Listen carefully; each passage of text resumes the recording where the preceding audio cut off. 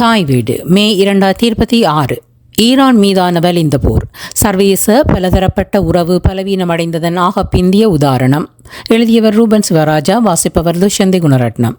பாரசீக நாகரிகம் என்பது உலகின் மிக தொன்மையான மனித நாகரிகங்களில் ஒன்று. அத்தகைய வரலாற்றினை கொண்ட வழித்தோன்றல்களே இன்றைய ஈரானிய தேசமும் அதன் மக்களும். அதன் வரலாறு பல்லாயிரம் ஆண்டுகளுக்கு முன்னிருந்து விரிகிறது. 1935 வரை ஈரானின் பெயர் பாரசீகம், பெர்சியா. குறிப்பாக அகைமெனிட் வம்சத்தின் காலத்தில் பாரசீக பேரரசு உலகின் வலிமையான ஆட்சிகளில் ஒன்றாக இருந்து பல்வேறு மக்களினங்களையும் பண்பாடுகளையும் ஒரே குடையின் கீழ் இணைத்தது. பாரசீகர்கள் அரேபியர்கள் அல்ல. அவர்கள் பார்சி என்னும் தனித்த மொழியையும் மத்திய கிழக்கின் அரபு பிராந்தியத்திற்கு மாறாக வரலாற்று ரீதியில் வேறு வேர்களை கொண்ட பண்பாட்டு மரபையும் உடைய தனித்த இனக்குழுவாகும். இஸ்லாமிய ஆக்கிரமிப்புக்கு முன் கிழக்கு ஈரானில் சரதொஸ்திர மதம் ஆதிக்கம் செலுத்தியது. இன்று பெரும்பான்மை ஈரானியர்கள் ஷியா முஸ்லிம்களாக உள்ளனர். கலை, கட்டடக்கலை, கவிதை மற்றும் தத்துவம் ஆகியவற்றில் பாரசீக மரபு தனித்துவம் வாய்ந்தது.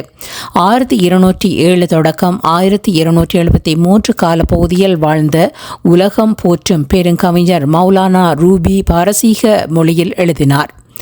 பாரசீக நாகரிகம் அதன் பண்பாடு, நிர்வாகம் மற்றும் அறிவியல் ஆகிய தளங்களில் மத்திய கிழக்கு பிராந்தியத்தின் வளர்ச்சியில் நீடித்த தாக்கத்தை ஏற்படுத்தியுள்ளது. ஏறத்தாழ 2500 ஆண்டுகள் தொன்மையான இந்த நாகரிகம் ஈரானின் தற்போதைய இஸ்லாமிய ஆட்சியுடன் இணைந்து நவீன காலத்திலும் அவர்களின் பெருமையின் ஆதாரமாக வலியுறுத்தப்பட்டு வருகின்றமை குறிப்பிடத்தக்கது. இந்த நாகரிகத்தை தான் ஒரே இரவில் ஒட்டுமொத்தமாக அழிப்பேன் என ட்ரம்ப் சூளுரைத்திருந்தார். முழு நாகரிகமே அழியும். ஈரானை குறித்து டொனால்ட் ட்ரம்ப் கூறிய இன்று இரவு ஒரு முழு நாகரிகமே அழியும் என்ற கருத்து தொடர்பாக ஃபிளிண்டர்ஸ் யூனிவர்சிட்டியின் பேராசிரியர் ஜெஃப் பிளெட்ஜ் இணையத்தில் ஒரு கட்டுரை எழுதியிருக்கிறார். அதில் அவர் வரலாற்று ரீதியாகவும் நெறிமுறை சார்ந்தும் ட்ரம்பின் இம்மானிட விரோத கருத்தினை பகுப்பாய்வு செய்துள்ளார். பண்டைய ரோமானிய செனட்டர் கேட்டோவின் காட்டகோ டெலன்டாஸ்ட் என்ற புகழ்பெற்ற முழக்கத்துடன் ட்ரம்பின் கூற்றினை ஒப்பிடுகின்றார்.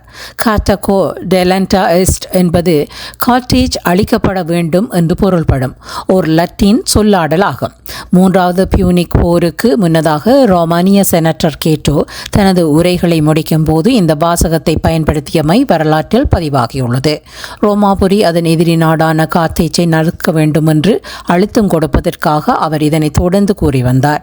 இதன் விளைவாக 146 கார்த்தேஜ் நகரம் முழுமையாக அழிக்கப்பட்டது. இந்த நிகழ்வும் சொல்லாட்சியும் பிற்காலத்தில் இனப்படுகொலைக்கான தூண்டுதலின் ஆரம்பகால உதாரணமாக கருதப்படுகின்றது. இராணுவ இலக்குகள் அல்லது அரசியல் தலைமைகளுக்கு பதிலாக ஒட்டுமொத்த மக்கள் திரளுக்கும் விடுக்கப்பட்ட பொதுவான அச்சுறுத்தலாக ட்ரம்பின் கருத்து இருப்பதால் சொல்லாட்சி சார்ந்தும் உள்ளடக்கத்திலும் ஒரு அபாயகரமான எல்லையை தாண்டியுள்ளது என்று ரொட்ரிகோ பிரானோ வாதிடுகின்றார்.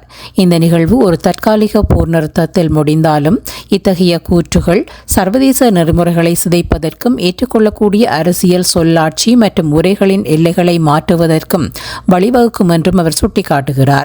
இந்த சொல்லாட்சியின் சர்வதேச சட்ட ரீதியான தாக்கங்களையும் இக்கட்டுரை விவாதிக்கிறது. இவை பொதுமக்களுக்கு எதிரான தாக்குதல்களாக செயல்படுத்தப்பட்டால் அது சர்வதேச மனிதாபிமான சட்டத்தை கடுமையாக மீறுவதாகும். அத்துடன் அது போர்க்குற்றமாக கருதப்படத்தக்க அம்சங்களையும் பிரதிபலிப்புகளையும் கொண்டுள்ளது. ஒரு குறிப்பிட்ட இனத்தையோ அல்லது குழுவையோ அழிக்கும் நோக்கம் இருந்தால் அது 1948 ஆண்டின் ஐக்கிய நாடுகள் சபையின் இனப்படுகொலை தடுப்பு சாசனத்தின் கீழ் கையாளக்கூடியது. அமெரிக்காவின் இராணுவ நடவடிக்கைகள் ஐக்கிய நாடுகள் சாசனத்தின் விதிகள் மற்றும் அமெரிக்க அரசியலமைப்பின் போர் அறிவிப்பு அதிகாரங்களுக்கு உட்பட்டதா என்ற கேள்வியையும் கட்டுரை எழுப்புகின்றது. இத்தகைய அரசியல் சொல்லாடல்கள் அமெரிக்காவின் உலகளாவிய நற்பெயர், சட்டபூர்வமான தன்மை மற்றும் அதன் மென்சக்தியை வலுவிழக்கச் செய்து வெளியுறவு கொள்கையில் நீண்டகால பாதிப்புகளை ஏற்படுத்தும் என்றும் அக்கட்டுரையின் நிறைவுரையில் சுட்டிக்காட்டப்படுகிறது. போர் நிறுத்தமும் சாத்தியமான தீர்வுகளும் 28 பிப்ரவரி 2026 முதல் 6 வாரங்கள் வரை நீடித்த ஈரானுக்கு எதிரான அமெரிக்க இஸ்ரேல் கூட்டுப்போர் ஏப்ரல் 7 தற்காலிக போர் நிறுத்தத்தினை எட்டியுள்ளது. ஈரானில் ஆட்சி மாற்றத்தை ஏற்படுத்த போகிறோம் என அமெரிக்கா சூளுரைத்த போரை மூர்க்கமாக நடத்தியது. இந்த போர் அமெரிக்காவும் இஸ்ரேலும் சூளுரைத்தபடி இலக்கினை அடையவில்லை. ஈரானில் ஆட்சி மாற்றம் நிகழவில்லை. மக்கள் எழுச்சியும் ஏற்படவில்லை. பாரசீக வளைகுடாவையும் ஓமான் வளைகுடாவையும் இணைக்கும் முக்கிய கடல் வழியான ஹோர்முஸ் நீரிணையை ஈரான் மூடியது. போர் விமானங்களை சுட்டு வீழ்த்தும் பிராந்திய நாடுகளான இஸ்ரேல், சவுதி அரேபியா, ஐக்கிய அரபு அமீரகம் மற்றும் குவைத் உட்பட்டவற்றை தாக்கி எதிர்வினையாற்றும் ஆற்றலையும் ஈரான் தக்க வைத்திருந்தது. இந்த போரில் பாடசாலை சிறார்கள் உட்பட பல்லாயிரக்கணக்கான பொதுமக்களையும் 10க்கும் மேற்பட்ட தலைவர்களையும் ஈரான் இழந்துள்ளது. முக்கிய உள்கட்டமைப்புகளும் சேதமடைந்தன. போர் நிறுத்த அறிவிப்புக்கு பிறகு ஹோர்முஸ் நீரிணை வழியாக கப்பல்கள் செல்ல தொடங்கின. உலக எரிபொருள் சந்தை சுமூகமடைந்தது. போர் நிறுத்த அறிவிப்புக்கு பின்னரும் லெபனான் மீது இஸ்ரேல் குண்டுவீச்சு நடத்தியது. எனவே மீண்டும் ஆக்கிரமிப்பு தரப்புகள் ஈரான் மீது தாக்குதல்களை தொடங்கக்கூடும். அவ்வாறு நேர்ந்தால் அது எத்தகைய விளைவுகளை ஏற்படுத்தும் என்பதை இந்த 6 வாரங்களுக்குள் உலகம் பட்டறிந்துள்ளது. குறிப்பாக உலக பொருளாதாரத்தின் மீது அதன் தாக்கமும் உயிர், உடைமை, உள்கட்டுமான சிதைவுகளும் பாரியவை. போர் நிறுத்த உடன்பாடு நீடிக்கப்பட வாய்ப்புண்டு.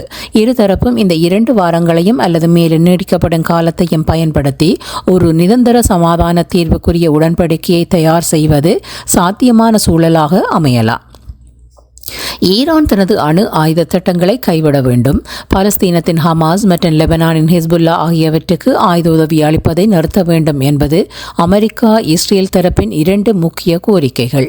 போர் நிறுத்த அறிவிப்புக்கு பின்னரும் ஹிஸ்புல்லாவின் முக்கிய தளமாக விளங்கும் லெபனானின் தலைநகர் பெய்ரூட் மீது 2026 ஏப்ரல் 8 முதல் இஸ்ரேல் பாரிய விமான தாக்குதல்களை நடத்தியது. இதில் இன்னுமோர் விடயம், ஈரானிடம் அணுவாயுதங்கள் இல்லை என்பதை உறுதிப்படுத்தியே அமெரிக்காவும் இஸ்ரேலும் அதன் மீது தாக்குதல்களை தொடுத்தன என்பது வெள்ளிடை மலை. அதாவது ஈரானிடம் அணு ஆயுதம் இருந்திருந்தால் அமெரிக்காவோ இஸ்ரேலோ தாக்க துணிந்திருக்க மாட்டா.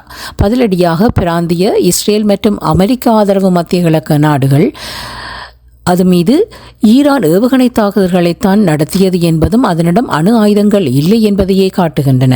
கட்டார், சவுதி அரேபியா உள்ளிட்ட முஸ்லிம் அண்டை நாடுகள் மீது ஈரான் நடத்திய ட்ரோன் ஏவுகணை தாக்குதல்கள் ஈரானுக்கான புதிய எதிரிகளை உருவாக்குவதற்கும் மேலும் தனிமைப்படுத்துவதற்குமே வழிகோலக்கூடியவை.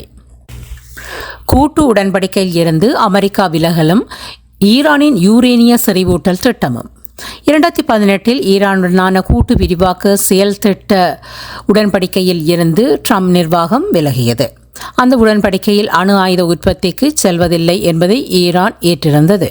இது 2015 ஈரான் மற்றும் ஐக்கிய நாடுகள் பாதுகாப்பு அவையின் நிரந்தர உறுப்பு நாடுகள், ஐரோப்பிய ஒன்றியம் ஆகியவற்றுக்கு இடையே நடைபெற்ற பேச்சுவார்த்தைகளின் விளைவாக உருவான அணுசக்தி கூட்டு உடன்படிக்கையாகும். ஈரானின் அணுசக்தி திட்டங்களை, குறிப்பாக யுரேனியம் செறிவூட்டலை கட்டுப்படுத்துவதற்கு கைமாறாக அந்நாட்டின் மீதான பொருளாதார தடைகளை படிப்படியாக நீக்குவதே இந்த உடன்படிக்கையின் முக்கிய அம்சமாகும். ஈரான் அணு ஆயுதங்களை உருவாக்கவில்லை என்பதனை உறுதிப்படுத்துவதும் அதே நேரத்தில் அமைதி முறைமைகளுக்கு அணுசக்தியை பயன்படுத்துவதற்கான அந்நாட்டின் உரிமையையும் ஏற்கப்பட்டிருந்தது. இருப்பினும் 2018 அமெரிக்கா இந்த உடன்படிக்கையில் இருந்து ஒரு தலைப்பட்சமாக வெளியேறியது. ஈரான் மீது மீண்டும் கடுமையான பொருளாதார தடைகள் விதிக்கப்பட்ட இந்த வெளியேறல் காரணமாக அமைந்தது. இதற்கு பதிலடியாக ஈரானும் உடன்படிக்கையின் கீழ் தான் ஏற்றுக்கொண்ட கடப்பாடுகளை படிப்படியாக விலக்கிக் கொள்ள தொடங்கியது. இந்த அணுசக்தி உடன்படிக்கைக்கு மீண்டும் உயிர் கொடுப்பதற்கான பேச்சுவார்த்தைகள் அமெரிக்கா மற்றும் ஐரோப்பிய ஒன்றியத்தின் நிகழ்ச்சி நிலையில் இருந்த போதிலும் அதில் முன்னேற்றம் மந்தமாகவே இருந்தது. இடைப்பட்ட காலத்தில் இஸ்ரேல், பலஸ்தீனம், லெபனான் மற்றும் பிராந்திய உள்புற நாடுகள் மற்றும் குழுக்களுக்கு இடையிலான மோதல்கள் பதற்றத்தை மேலும் அதிகரித்திருந்தன.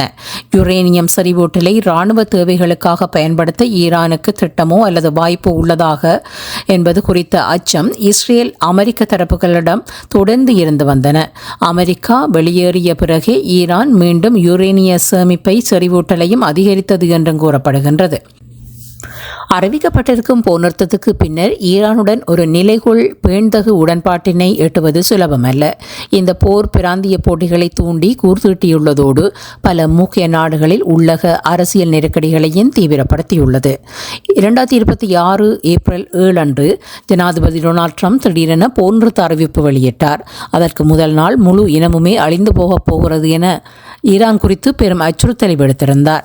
இந்த முன்னுக்கு பின் முரணான அணுகுமுறையும் திடீர் திடீர் போர் நிறுத்த அறிவிப்பும், அதாவது அதீதமான அச்சுறுத்தல்களில் இருந்து 2 வார போர் நிறுத்தத்திற்கு செல்லும் மாற்றமானது அமெரிக்க இலக்குகள் என்ன என்பதிலும் தொடர்ந்து நடைபெற வேண்டிய சமாதான முயற்சிகளுக்கான அடித்தளம் என்ன என்பதிலும் நிச்சயமற்ற நிலையை உருவாக்கியிருக்கின்றன. அதேவேளை உள்ளடக்கம் சார்ந்து போர் நிறுத்தம் அதன் அளவில் பலவீனமாக தெரிகிறது. குறிப்பாக அது லெபனான் மீதான தாக்குதல்களுக்கும் போர் நிறுத்தம் சார்ந்ததா என்பது குறித்த தெளிவேதும் இல்லை. லெபனானும் போர் நிறுத்த உடன்பாட்டுக்குள் அடங்குகின்றது என ஈரானும் பாகிஸ்தானும் கூறிய போதும் அமெரிக்காவும் இஸ்ரேலும் அதை மறுத்தன. அது மட்டுமன்றி போர் நிறுத்தம் அமலுக்கு வந்த உடனேயே இஸ்ரேல் லெபனானில் பரவலான குண்டுவீச்சுக்களை தொடர்ந்தது. பெரிய இஸ்ரேல் விரிவாக்க கொள்கை. இன்றைய சூழலில் போர் நிறுத்த நீடிப்பும் சமாதான தீர்வும் சாத்தியமானவையா என்ற கேள்விகள் நிலவுகின்றன. தீர்வற்று நீளும் முரண்பாடுகளுக்கான எடுத்துக்காட்டுகள் வரலாற்றில் நிறையவே உள்ளன. மீண்டும் போர் தொடங்கினாலோ தீர்வு எட்டப்படாவிட்டாலோ இருதரப்பிற்கும் மட்டுமல்ல, பிராந்திய சர்வதேச மட்டத்திலும் அது நீடித்த விளைவுகளுக்கு கால்கோலும். இருதரப்பிலும் பரஸ்பர நம்பிக்கையின்மை ஒரு பெரிய பிரச்சனையாகும். வாக்குறுதிகளை மீறுவதும் இருதரப்பிற்கும் புதிதல்ல. ஒருபுறம் பேச்சுவார்த்தை நடத்தி கொண்டே மற்றொரு புறம் ஈரான் மீது தாக்குதல்களை நடத்தியது அமெரிக்கா. ஈரானுக்கு எதிரான அமெரிக்காவின் இராணுவ நடவடிக்கை அமெரிக்காவின் சொந்த நலன்களுக்கு பயன்படுவதாக தெரியவில்லை. தெளிவற்ற இலக்குகளோடு அமெரிக்கா களமிறங்கியுள்ளது. இதில் பெரும் ஆதாயம் அடைகின்ற நாடு இஸ்ரேல். இந்த போர் மூலம் இஸ்ரேலின் நலன்களுக்கும் ஆக்கிரமிப்பு கொள்கைகளுக்கும் அமெரிக்கா சேவகம் செய்கிறது. உண்மையில் இது அமெரிக்காவிற்கு பெரும் பொருளாதார சுமையையும் எண்ணெய் விலை ஏற்றத்தையும் ஏற்படுத்துகிறது. இன்னொரு வகையில் சொல்வதானால் இந்த போர் இஸ்ரேலின் விரிவாக்க கொள்கையின் ஒரு அங்கமாகவும் கருதப்படுகிறது. அமெரிக்க இராணுவ பலத்தினை தனக்கு சாதகமாக பயன்படுத்தி காசா மீதான தனது ஆக்கிரமிப்பு போரில் இருந்து கவனத்தை திசை திருப்ப இஸ்ரேல் ஈரான் போரினை கருவியாக்கியுள்ளது.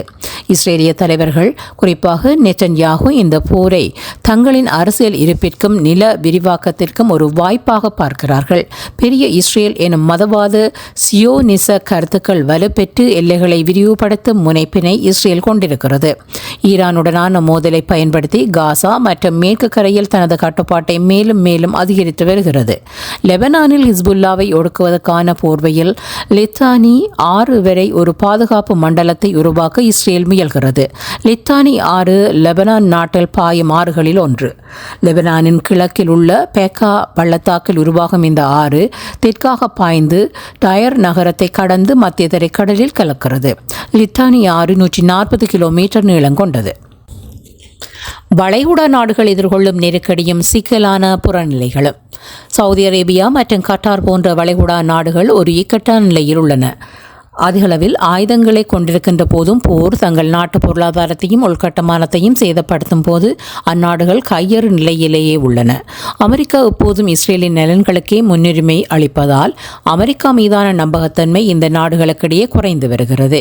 இப்போது ஈரானை விட இஸ்ரேல் இப்பிராந்தியத்தின் ஆகப்பெரிய அச்சுறுத்தலாக பார்க்கப்படுகிறது. அமெரிக்கா மோதலில் சிக்கியுள்ள நிலையில் சீனா மற்றும் ரஷ்யா ராஜதந்திரத்துடன் அவதானித்து வருகின்றன. உலக பொருளாதாரம் மற்றும் எரிசக்தி விநியோகம் குறித்த கவலைகள் சீனாவிற்கு இருப்பினும் பிராந்தியத்திலும் உலகளாவிய ரீதியிலும் அமெரிக்காவின் செல்வாக்கு சரிவதை தனக்கு சாதகமாக நோக்குகிறது. ரஷ்யாவும் அமெரிக்க சரிவை சாதகமாக கையாண்டு அனைத்து தரப்பினருக்கும் பேச்சுவார்த்தைக்கான கதவுகளை திறந்து வைத்துள்ளது. இந்த முரண்பாடு பல சிக்கல்களால் ஆனது. மத்திய கிழக்கு பிராந்தியத்தில் பல நாடுகள், ஆயுத போராட்ட தரப்புகள், பிராந்திய உலக வல்லரசுகள் எனவான பல தரப்புகள் இதில் தொடர்புபட்டுள்ளன.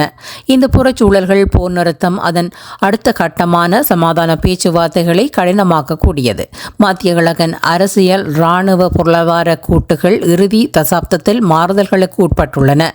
ஈரான் சவுதி இடையிலான போட்டி தீவிரமடைந்துள்ளது. இந்த போர் இத்தகு போக்குகளை தீவிரப்படுத்துவதோடு போட்டி தரப்புகள் தத்தமது எதிரிகள் மீது அழுத்தங்களை பிரயோகிப்பதற்கும் மூலோபாய நலன்களை முன்னிறுத்துவதற்கும் வழி சமைத்துள்ளது. மட்டுமன்றி வெளித்தரப்புகளான சீனா, ரஷ்யா, பாகிஸ்தான் ஆகியவை அவற்றுக்குரிய நலன்களோடு ராஜதந்திர ரீதியான முனைப்புகளோடு உள்வந்துள்ளன. அதேவேளை வளைகுடா நாடுகள், லெபனானின் ஹிஸ்புல்லா, ஏமனின் ஹைதி இயக்கம் உட்பட்ட பிராந்திய தரப்புகளும் இப்போரின் போர் நிறுத்தத்தின் தீர்வு முயற்சிகளின் திசை வழியில் செல்வாக்கு செலுத்தக்கூடியவை. இந்த போர் குறுகிய குறுகிய காலத்தில் பேரழிவுகளை ஏற்படுத்தியுள்ளது. குறிப்பாக ஈரான் அதிகம் பாதிக்கப்பட்டுள்ளது. 1200க்கும் மேற்பட்ட பொதுமக்கள் உயிரிழந்து 3.2 மில்லியனுக்கும் அதிகமானோர் தற்காலிகமாக இடம்பெயர்ந்துள்ளனர். நாட்டின் உள்கட்டமைப்புகள் கணிசமாக சிதைக்கப்பட்டுள்ளது. இஸ்ரேலின் தாக்குதல்களினால் லெபனானிலும் பெரும் உயிர் உடைமை அழிவுகளோடு பெரும் எண்ணிக்கையில் மக்கள் இடம்பெயர்க்கப்பட்டுள்ளனர். இந்த போர் உடனடி மனிதாபிமான விளைவுகளை மட்டுமல்லாமல் ஏலவே திடமற்றிருந்த பிராந்திய ஒழுங்கினை மேலும் சிக்கல்களுக்கு உள்ளாக்கியுள்ளது. ஹைதி இயக்கமானது 2014 முதல் யேமன் தலைநகர் சனாவை கட்டுப்பாட்டில் வைத்திருந்தது. சவுதி அரேபியா, ஐக்கிய அரபு எமிரேட்ஸும் ஆகியவற்றின் தொடர்ச்சியான இராணுவ அழுத்தம் காரணமாக படிப்படியாக ஈரானின் பக்கம் இந்த அமைப்பு சாய்ந்துள்ளது. 2024 செங்கடலில் கப்பல் போக்குவரத்து மீது தாக்குதல்களை நடத்தியது. பின்னர் 2025 நடுவில் அமெரிக்காவுடன் போர்நிறுத்த உடன்பாட்டினை மேற்கொண்டிருந்தாலும் மோதல்கள் முற்றிலும் தீர்க்கப்படவில்லை. ஈரான் மீதான அண்மைய போரின் போது மார்ச் 28 அன்று இஸ்ரேல் மீதான தாக்குதல்களில் ஹைதிகள் மீண்டும் தீவிரமாக ஈடுபட்டனர். இதன் மூலம் ஈரானின் நம்பிக்கையை அதிகரிப்பதற்கான வகையில் தமது தாக்குதல் திறன் மற்றும் விசுவாசத்தை வெளிப்படுத்துவதன் மூலம் அரசியல் மற்றும் இராணுவ ரீதியிலான செயல்வெளியை பெற்றிருக்கக்கூடும். இதனால் எதிர்கால ராஜதந்திர முயற்சிகளில் இடையூறு செய்து பேச்சுவார்த்தைகளை குழப்பக்கூடும் என்ற கருத்தும் சில மட்டங்களில் நிலவுகின்றது. சிதைவடைந்துள்ள பல்தரப்பு கூட்டுறவும் கட்டமைப்புகளும். ஈரான் மீதான போர் நவீன உலகின் பல்தரப்பு கூட்டுறவினையும் பன்முகச்சார்பியம் அதன் கட்டமைப்புகளையும் கேள்விக்கு உள்ளாக்கியுள்ளது. பல்தரப்பு கூட்டுறவு என்பது 3 அல்லது அதற்கு மேற்பட்ட நாடுகளின் நிறுவனமயப்பட்ட கூட்டமைப்பு மற்றும் உடன்படிக்கைகளை குறிக்கிறது. அமைதி நிலைநாட்டுவதும் உலகளாவிய வணிக உறவுகளை இலகுபடுத்துவதும் காலநிலை மாற்றம், பெருந்தொற்றுக்கள் போன்ற உலகளாவிய சவால்களை கையாள்வதும் இத்தகு சார்ந்த கட்டமைப்புகளின் இலக்காகும். ஐக்கிய நாடுகள் இத்தகு பன்னாட்டு அமைப்புகளில் முதன்மையானது. ஐரோப்பிய ஒன்றியம், உலக வங்கி, உலக சுகாதார அமைப்பு, உலக தொழிலாளர் அமைப்பு போன்றனவும் பல்தரப்பு கூட்டுறவு அமைப்புகளே. உலகளாவிய வர்த்தகம், விமான போக்குவரத்து, சுகாதாரம், தொடர்பாடல் ஆகியவற்றில் தர நிலைகளை உருவாக்குவதற்கு பல்தரப்பு உறவுகள் உதவுகின்றன. இவை உருவாக்கப்பட்ட நோக்கம் உலகமயமாக்கலுக்கு வலுச்சேர்ப்பதாகும். ஆனால் நடைமுறை யதார்த்தத்தில் சமத்துவமின்மை, சர்வதேச உடன்படிக்கைகளை மறுக்கின்ற ஏகாதிபத்திய சக்திகளின் அணுகுமுறை, சர்வதிகார மற்றும் தேசியவாத அரசியல் ஆகியவை பெரும் சவால்களை உண்டு பண்ணியுள்ளன. உலகளாவிய தீர்வுகளையும் புறச்சூழல்கள் மேலும் கடினமாக்கியுள்ளன. இவற்றுக்கு மத்தியிலும் உலகளாவிய பிரச்சினைகளை கையாள்வதற்கு பன்னாட்டு நிறுவனங்களின் வகிபாகம் இன்னமும் உத்தி சார்ந்தும் மூலோபாயம் சார்ந்தும் முக்கியத்துவம் வாய்ந்தது என்பதனை மறுக்க முடியாது. பன்னாட்டு உடன்படிக்கைகள் பலவீனம் அடைந்ததற்கான ஆக பிந்திய உதாரணம் என ஈரான் மீதான கூட்டு தாக்குதல்களை வரையறுக்கலாம். பெரு வல்லரசுகள் ஒரு தலைப்பட்சமாக செயல்படும் போது பன்னாட்டு அமைப்புகளின் கட்டமைப்புகள் புறக்கணிக்கப்படுகின்றன. ஐக்கிய நாடுகள், குறிப்பாக பாதுகாப்பு அவையின் வீட்டோ பிரயோக உரிமை அந்த அமைப்பினை செயல்வற்றதாக்கியுள்ளது. ஈரான் மீதான தாக்குதல்கள் தொடங்கப்பட்ட பின்னர் ஐக்கிய நாடுகள் பாதுகாப்பு தீர்மானம் ஈரானின் தாக்குதலை கண்டிக்கிறது. ஆனால் அமெரிக்காவின் வரைந்த போரை உரிய முறையில் கண்டிக்கவில்லை. 2026 பிப்ரவரி இறுதியில் அமெரிக்காவும் இஸ்ரேலும் ஈரான் மீது தாக்குதல்களை தொடங்கிய போது பாதுகாப்பு அவை ஆரம்பத்தில் எந்த அர்த்தமுள்ள எதிர்வினையும் ஆற்றாது மௌனித்திருந்தது. ஹோர்முஸ் நீரிணை மூடப்பட்டு மோதல் தீவிரமடைந்து உலக பொருளாதாரத்தினை பாதிக்க தொடங்குகின்றது என்ற நிலையில்தான் பாதுகாப்பு அவை உறக்கம் கலைந்தது. மார்ச் 11 தான் ஒரு தீர்மானத்தை நிறைவேற்றியது. அதுவும் வளைகுடா நாடுகள் மீது ஈரான் நடத்திய தாக்குதல்களை கண்டிப்பதில் மட்டுமே கவனம் குவித்தது. ரஷ்யா, சீனா ஆகிய வீட்டோ அதிகார நாடுகள் வாக்களிப்பில் இருந்து விலகிய நிலையில் 13 வாக்களுடன் தீர்மானம் நிறைவேற்றப்பட்டது. அந்த தீர்மானம் ஈரானின் நடவடிக்கைகளை மோசமான தாக்குதல்கள் என்று வர்ணித்தது. அதன் பிராந்திய ஆக்கிரமிப்பை உடனடியாக நிறுத்துமாறு கோரியது. எனவே அந்த தீர்மானம் அப்பட்டமாக ஒரு தலைப்பட்சமானது. வளைந்து போரை தொடங்கி மூர்க்கமான தாக்குதல்களை நடத்திய அமெரிக்க இஸ்ரேல் கூட்டு தாக்குதல்கள் குறித்த கடுமையான எதிர்வினைகளை தீர்மானத்தில் உள்ளடக்குவதற்கு மாறாக ஈரானை ஒருதலை பட்சமாக வன்மையாக கண்டித்த தீர்மானமாக அது வெளிவந்தது. பல்தரப்பு உறவுகளின் இரட்டை அணுகுமுறைகள். அந்த அணுகுமுறையையும் அதன் வெளிப்பாடும் இந்த அமைப்புகளின் இரட்டைத்தன்மைகளை பட்டவர்த்தனமாக்குகின்றன. இவற்றின் செயல் வலுவின்மையோடு சட்டபூர்வ அதிகாரத்தை உரிய முறையில் பயன்படுத்தாமையினையும் வெளிப்படுத்துகிறது. ஐரோப்பிய ஒன்றியம் குறிப்பிடத்தக்க பொருளாதார மற்றும் ராஜதந்திர உறவுகள் சார்ந்த செயல்வழிகளையும் திறனையும் கொண்ட அமைப்பாக விவரிக்கப்பட்டாலும் அதுவும் நடைமுறை யதார்த்தத்தில் செயல்திறன் அற்றதே. அது அதிகம் உள்ளக பிளவுகளை கொண்டுள்ளது. அத்தோடு பாதுகாப்பு நிலவரங்களில் அமெரிக்காவிற்கு தங்கு நிலையில் உள்ளது. அந்த அமைப்பு ஒருமித்த கருத்துடனும் உறுதியுடனும் செயற்படும் நிலையில் இல்லை. சர்வதேச பல்தரப்பு கூட்டுறவு என்பது பலவீனமான நிலையில் உள்ளது என்பதே அர்த்தம். பன்னாட்டு நிறுவனங்களிடமும் கட்டமைக்கப்பட்ட கருவிகள் உள்ளன. ஆனால் அவற்றை நடைமுறைப்படுத்துவதற்குரிய அரசியல் அணிதிரட்டலும் திராணியும் போதுமானதாக இல்லை. நிலைமைகள் மோதலாக விரிவடைந்த பின்னணியையும் அந்த தாக்குதல்களின் சட்டபூர்வ அங்கீகாரமற்ற தன்மை அல்லது ஈரானின் ஆன்மீக தலைவர் கொல்லப்பட்ட சம்பவம் போன்றவற்றையும் ஐக்கிய நாடுகள் தீர்மானம் பரிசீலிக்கவில்லை. அமெரிக்க இஸ்ரேல் கூட்டு இராணுவ இயந்திரம் மேற்கொண்ட மோசமான சர்வதேச சட்ட விதிமுறைகளின் மீறல்களுக்கு எதிராக ஐக்கிய நாடுகள் பாதுகாப்பு அவை மௌனம் சாதித்திருக்கிறது. சர்வதேச அமைதி மற்றும் பாதுகாப்பின் காவலனாக பாதுகாப்பு அவையின் நம்பகத்தன்மையை இந்த அணுகுமுறை வலுவாக குற்றம் செய்கிறது. சர்வதேச பிராந்திய விவகாரங்களில் ஐரோப்பிய ஒன்றியத்தின் செயல்திறன் குறைபாட்டிற்கான தடையான அம்சங்கள் அதன் நிறுவன மற்றும் வளங்கள் சார்ந்தவை அல்ல. அது அதிகம் உளவியல் சார்ந்தது எனப்படுகிறது. அதற்கு தலைமை வகிபாகத்தினை எடுத்துக்கொள்ளும் விருப்பு இல்லை. ஐரோப்பாவின் முதன்மை அடையாளமாக உள்ள பன்முகத்தன்மை சர்வதேச சட்டம் உட்பட்ட மதிப்பீடுகள் ட்ரம்பினால் அதீதமாக அவமதிக்கப்படும் போதும் மீறப்படும் போதும் வலிமையான எதிர்வினைகளையோ அணுகுமுறைகளையோ முன்வைக்கும் தைரியம் ஐரோப்பிய ஒன்றியத்திடம் இல்லை. ஒருதலைப்பட்ச அமெரிக்க நடவடிக்கைகளுக்கு எதிர்வினை ஆற்றும் அணுகுமுறையாக தனது பொருளாதார மற்றும் ராஜதந்திர ஆற்றலை பயன்படுத்துவதற்கு மாறாக உடனடி சமரச சைகைகளுக்கே ஐரோப்பிய ஒன்றியம் திரும்பியுள்ளது. வெறும் நல்லெண்ணத்தால் தீர்வுகளையும் ஒருமைப்பாட்டினையும் பன்முகத்தன்மையையும் மீளுருவாக்கலாம் என்ற அணுகுமுறையினையே ஐரோப்பிய ஒன்றியம் பன்னாட்டுத்தன்மை அல்லது பல்தரப்பு கூட்டுறவு சொல்லா காசு ஆகிவிட்டதனையே அல்லது ஈரான் மீதான தாக்குதல்கள் வெளிப்படுத்துகின்றன. உலகளாவிய முரண்பாடுகளை தீர்ப்பதிலும் பன்னாட்டு அமைப்புகள் அல்லது பல்தரப்பு உறவுகள் செயல்படுவதோடு பங்களிக்கின்ற வெளிகள் அற்ற சூழல்களே நிலவுகின்றன. இன்னமும் சொல்லப்போனால் அவை அத்தகு அதிகாரங்களையோ அணுகுமுறைகளையோ கொண்டவையாக இல்லை என்பதே யதார்த்தமாகும். இரண்டாம் உலகப் போருக்கு பின் நாடுகளுக்கிடையிலான போர் தவிர்ப்பு பாதுகாப்பு ஆகியவற்றை உறுதிப்படுத்தும் பொருட்டு சர்வதேச விதிகளுக்கு அண்மையாக உருவாக்கப்பட்டன. அவற்றின் செயல்திறனின் அதிகபட்ச பலவீனத்தின் அளவுகோலாக அல்லது பலவீனத்தை அளவிடும் இறுதிச் சம்பவமாக ஈரானுக்கு எதிரான அமெரிக்க இஸ்ரேல் போரினை காணலாம். ஐக்கிய நாடுகள் மற்றும் ஐரோப்பிய ஒன்றியம் ஆகியவை 1945 பிந்திய உலக ஒழுங்கை பிரதிநிதித்துவப்படுத்தும் இரண்டு அமைப்புகள்.